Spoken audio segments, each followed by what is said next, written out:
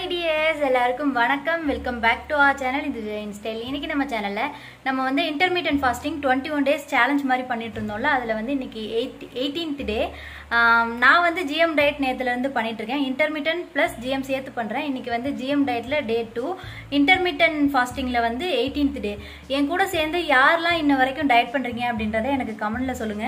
இல்ல நான் மட்டும் தான் டயட் பண்ணிட்டு இருக்கேனா அப்படின்ற மாதிரி எனக்கு ஒரு டவுட் வந்துருச்சு. பட் எனிவே நான் 21 days கம்ப்ளீட் பண்ணி முடிச்சிட்டு என்னோட ரிசல்ட் வந்து நான் உங்களுக்கு அப்டேட் பண்ணுவேன். நீங்க இன்னைக்கு எத்தனாவது டே டயட் பண்ணிட்டு இருக்கீங்க, ஸோ என்ன பிளான் பண்ணி வச்சிருக்கீங்க அப்படின்ற மாதிரி எனக்கு கமெண்ட்ல தெரியப்படுத்துங்க. ஸோ அப்பதான் எனக்கு இன்னும் கொஞ்சம் மோட்டிவேட் ஆகும். அண்ட் வந்து எனக்கு ஜிஎம் டயட் டே 1 எப்படி போச்சு அப்படின்னு பார்த்தீங்கன்னா, ஓகே ஃப்ரூட்ஸ் சாப்பிட்டேன். ஏதோ ஒரு ஆர்வ கோளாறுல டே 1 கம்ப்ளீட் பண்ணிட்டேன். இன்னைக்கு டே 2 வந்து பார்த்தீங்கன்னா அதே ஆர்வத்தோட ஸ்டார்ட் பண்ணியிருக்கேன். ஆனால் இந்த இன்டர்மீடியன்ட் ஃபாஸ்டிங் பண்ணும்போதும் சரி, இந்த ஜிஎம் டயட் பண்ணும்போதும் சரி, நமக்கு ஒரு டிஃப்ரென்ஸ் தெரியும். இன்டர்மீடியன்ட் பண்ணும்போது நம்ம ஒரு ஃப்ளோலே போகிற மாதிரி இருக்கும்.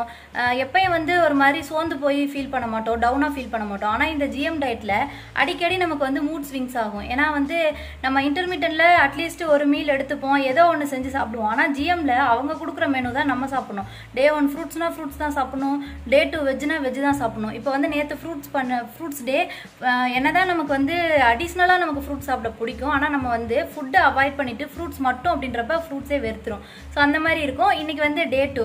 என்னோட ஃபேஸ் பார்த்தீங்கன்னா கொஞ்சம் டல்லாக இருக்க மாதிரி தெரியும்னு நினைக்கிறேன். நான் வந்து மேனேஜ் பண்ணி ஸ்மைல் பண்ணி பேசிகிட்டு இருக்கேன். டயர்ட்னஸ் தெரியுது, ரொம்பவே வந்து ஒரு மாதிரி டயர்டாக இருக்குது. ஏன்னா நம்ம சாப்பாடு எதுவுமே சாப்பிடாதனால ஃப்ரூட்ஸு வெஜ்ஜு அதுதானே சாப்பிட்டுருக்கோம். அதனால் காலையிலே வந்து பார்த்திங்கன்னா 2 உருளைக்கிழங்கு வேக வச்சு சாப்பிட்டேன். இன்றைக்கி அதான் வந்து என்னோட பிரேக்ஃபாஸ்ட்டு. அந்த கிளிப்பிங்லாம் நான் இதுக்கப்புறம் ஆட் பண்ணுறேன். அண்ட் இப்போ தான் வந்து பார்த்திங்கன்னா ஒர்க் அவுட் பண்ண போகிறேன். ஏன்னா இந்த அஜியோ பிக் போல்டு சேல் அப்படின்ட்டு ஒன்று இருக்குது. அதில் ஆஃபர்ஸ்லாம் செக் பண்ணி வீடியோஸ்லாம் கொடுத்துட்டு இருந்தேன். ஸோ நீங்கள் அஜியோவில் ஷாப்பிங் பண்ணுறவங்களா இருந்தால் செக் பண்ணி பாருங்கள். ஸோ அதிலே உட்காந்து மணிக்கணக்காக என்னோட டைமெல்லாம் வேஸ்ட் பண்ணிட்டேன். ஏன்டா உட்காந்தோம் அப்படின்ற மாதிரி ஆயிடுச்சு. ஓகே, இப்போ நான் வந்து ஒரு 1/2 hour ஒர்க் அவுட் பண்ண போகிறேன். ஜிஎம் டயட் பண்ணுறோம் அப்படின்றப்ப நமக்கு வந்து ரொம்ப டயர்டாக ஃபீல் ஆகும். ஏன்னா லோ கலோரி ஃபுட்ஸ் மட்டும்தான் எடுப்போம். அப்படின்றப்ப பாடியில் எனர்ஜியே இருக்காது. ஸோ முடிஞ்சால் வந்து ஒர்க் அவுட் பண்ணுங்கள் ஜிஎம் டயட் பண்ணுறவங்க. இல்லைனா வந்து மைல்டாக வாக்கிங் இல்லை எந்த ஃபிசிக்கல் ஆக்டிவிட்டி முடியுதோ அதை பண்ணுங்கள். ஸோ பட் வந்து நான் இப்போ ரொம்ப நாளாக ஒரு 20-30 நாளாக வந்து ஒர்க் அவுட் ஃபிசிக்கல் ஆக்டிவிட்டி எல்லாம் பண்ணிட்டு இருக்கனால என்னோட பாடி வந்து பார்த்திங்கன்னா அதுக்கு ஏற்றுக்கும். பண்ணுறதுனால நான் ரொம்ப டயர்டாக ஃபீல் பண்ண மாட்டேன். ஸோ எப்பயும் பண்ணுற அந்த ஒரு 1/2 hour physical activity work out வந்து இப்போ நான் பண்ண போகிறேன். ஸோ பண்ணி முடிச்சுட்டு என்னென்ன ஃபுட்ஸ் இந்த டேயில் நான் எடுத்துக்கிறேன், எப்படி ரெடி பண்ணுறேன் அப்படின்றது எல்லாமே உங்களுக்கு அப்டேட் பண்ணுறேன். Say hi hi hi hi அம்மா அம்மா ஃப்ளைங் கிஸ் கொடுமா. ஓகே, இப்போ என்னோடய ஒர்க் அவுட் ஸ்டார்ட் பண்ணிட்டேன். ஆல்ரெடி வந்து ஒரு டீட்டெயிலான வீடியோ நான் கொடுத்துருக்கேன். அதில் ஃபுல் பாடி ஒர்க் அவுட் எப்படி பண்ணணும் அப்படின்ற மாதிரி கிளியராக எக்ஸ்பிளைன் பண்ணியிருப்பேன். லிங்க் வந்து நான் டிஸ்கிரிப்ஷன் பாக்ஸில் பேஸ்ட் பண்ணுறேன், வேணும்னா செக் பண்ணி பாருங்கள்.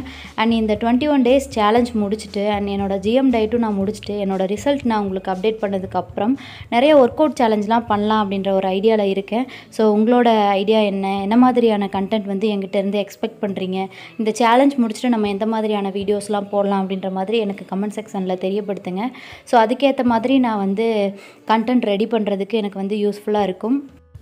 அண்ட் முக்கியமாக குறைச்ச வெயிட்டை எப்படி மெயின்டைன் பண்ணலாம், டயட் பண்ணி முடித்ததுக்கப்புறம் ரெகுலர் ஃபுட் வந்து எந்த மாதிரி நம்ம எடுத்துக்கலாம், ஸோ அந்த மாதிரிலாம் வந்து நான் யோசித்து வச்சுருக்கேன். அந்த மாதிரியெல்லாம் வீடியோ போடலாம் அப்படின்ற மாதிரி. அண்ட் நடுவில் வந்து shopping hall video and product reviews இதெல்லாம் வந்து எப்பயும் போல் நான் வழக்கமாக எப்படி நம்ம சேனலில் வீடியோஸ் போடுவோம். ஸோ அந்த மாதிரி வீடியோஸ் வந்து கலந்து கொடுக்கலாம் அப்படின்ற மாதிரியான ஐடியாவில் இருக்கேன். ஸோ எனக்கு வந்து இப்போதைக்கு இந்த சேலஞ்ச் முடிக்கிற வரைக்கும் எனக்கு வந்து வேறு எதுவும் யோசிக்கல. ஸோ நீங்கள் வந்து கமெண்ட் செக்ஷனில் உங்களோட ஒப்பீனியன் எனக்கு வந்து ஷேர் பண்ணிடுங்க மறக்காமல். பாடி ஒர்க் அவுட் எப்பயும் போல் 5 செட் பண்ணிட்டேன். ஒர்க் அவுட் வந்து நிறைய பேருக்கு பண்ணுறதுக்கு டஃப்பாக இருக்குது, பண்ணுறதுக்கு வரமாட்டேங்குது அப்படின்லாம் சொல்கிறீங்க. எனக்குமே ஃபஸ்ட்டு பண்ணும்போது எனக்கு டஃப்பாக தான் இருந்தது. அடுத்த நாள் பண்ண முடியாத அளவுக்கு பெயின் இருந்தது. ஆனாலும் அந்த பெயினோட நம்ம பண்ணணும். அப்போ தான் வந்து நமக்கு ப்ராக்டிஸ் ஆகும். ஒரு 3 நாள் 4 நாள் ஒரு 1 வீக் நம்ம தொடர்ச்சியாக பண்ணிட்டோம் அப்படின்னா இந்த ஒர்க் அவுட் வந்து நமக்கு செட் ஆயிரும். அடுத்து பெயின் இருக்காது. ரெகுலராக பண்ணுறதுக்கு வந்து நல்ல உடம்பு வளைஞ்சு கொடுக்கும். இப்போ வந்து எனக்கு இந்த ஒர்க் அவுட் பண்ணி நல்லா ப்ராக்டிஸ் ஆனதுனால எந்த ஒர்க் அவுட்னாலும் என் ஹஸ்பண்ட் என்னை ட்ரெயின் பண்ணும்போது எனக்கு அது வந்து ஈஸியாக இருக்குது. அது என்னால் ஈஸியாக பண்ண முடியுது. ஏன்னா வந்து உடம்புக்கு அந்த ஒரு ஃப்ளெக்சிபிலிட்டி வந்துடும்.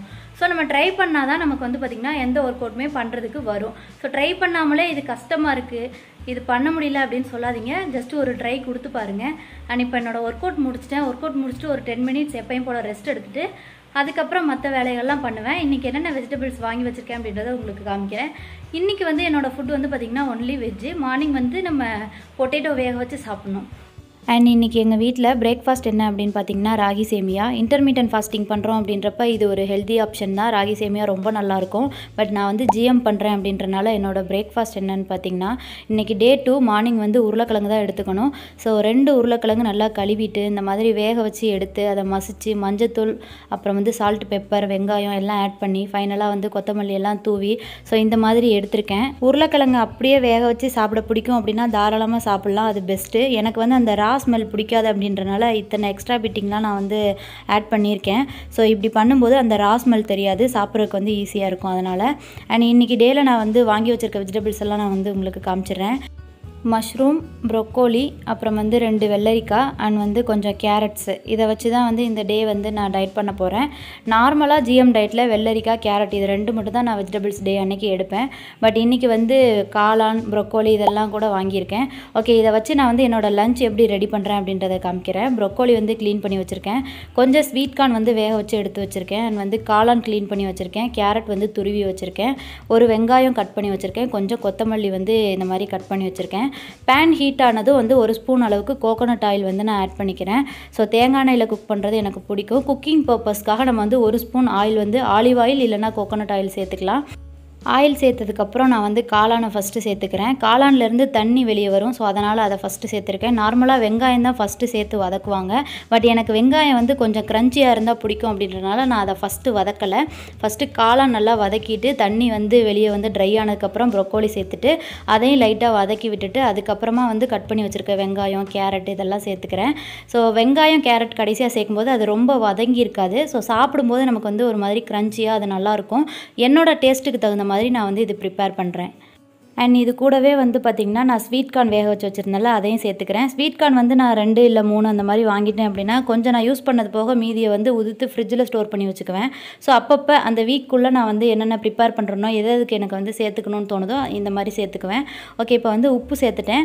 1 ஸ்பூன் அளவுக்கு பெப்பர் சேர்த்துட்டேன். அவ்வளோதான், ரெடி ஆயிடுச்சு. நல்லா மிக்ஸ் பண்ணி விட்டுட்டு நான் வந்து சிசர் வச்சு கட் பண்ணி வச்சுருந்தேன் கொத்தமல்லி, அதையும் தூவிட்டோம் அப்படின்னா நமக்கு வந்து சூப்பரான ஒரு லஞ்ச் ரெடி ஆயிடுச்சு. நார்மலாக நம்ம வந்து காய்கறிகள் வேக வச்சு சாப்பிட்டா அண்ட் சூப் மாதிரி செஞ்சு சாப்பிட்டாலாம் வந்து நான் அவ்வளோ ஃபுல்லாக சாப்பிட மாட்டேன், மிச்சம் வச்சுருவேன், வேஸ்ட் பண்ணிடுவேன். பட் இந்த மாதிரி நான் ரெடி பண்ணி சாப்பிட்றேன் அப்படின்றப்ப நான் வந்து ஃபுல்லாக சாப்பிட்ருவேன். ஒரு துளி கூட வந்து மிச்சம் வைக்க மாட்டேன். ஏன்னா அவ்வளோ டேஸ்டியாக இருக்கும். அண்ட் காளான் வந்து சாப்பிட்றதுக்கு வந்து ரொம்ப கஷ்டமாலாம் இருக்காது. இந்த மாதிரி நம்ம வணக்கி சாப்பிட்றோம், உப்பு அந்த பெப்பர் டேஸ்ட்டுக்கு வந்து நல்லாயிருக்கும். டக்குன்னு வந்து உள்ளே இறங்கிடும். மிச்சம் வைக்காமல் நான் இது சாப்பிட்ருவேன். எனக்கு ரொம்ப பிடிச்ச ஒரு டிஷ் இது. ஓகே, இப்போ என்னோடய டின்னர் என்ன அப்படின்றத காமிக்கிறேன். டின்னருக்கு வந்து ஒரு வெள்ளரிக்காய் அண்ட் வந்து 2 கேரட் கட் பண்ணி வச்சுருக்கேன். ஸோ இதுதான் என்னோடய டின்னர். இந்த டேயில் வந்து வெஜிடபிள்ஸ் மட்டும்தான் சாப்பிடணும் அப்படின்றனால இன்றைக்கி ஃபுல்லாக வந்து வெஜ் மட்டும்தான் எடுத்திருப்பேன். நாளைக்கு டேயில் நான் என்னென்ன ஃபுட் சாப்பிட்றேன், என்னென்ன ஆக்டிவிட்டீஸ் பண்ணுறேன் அப்படின்ற மாதிரி நாளைக்கு விலாகில் நான் வந்து உங்களுக்கு அப்டேட் பண்ணுறேன். நெக்ஸ்ட் வீடியோவில் பார்க்கலாம். டாடா, பை.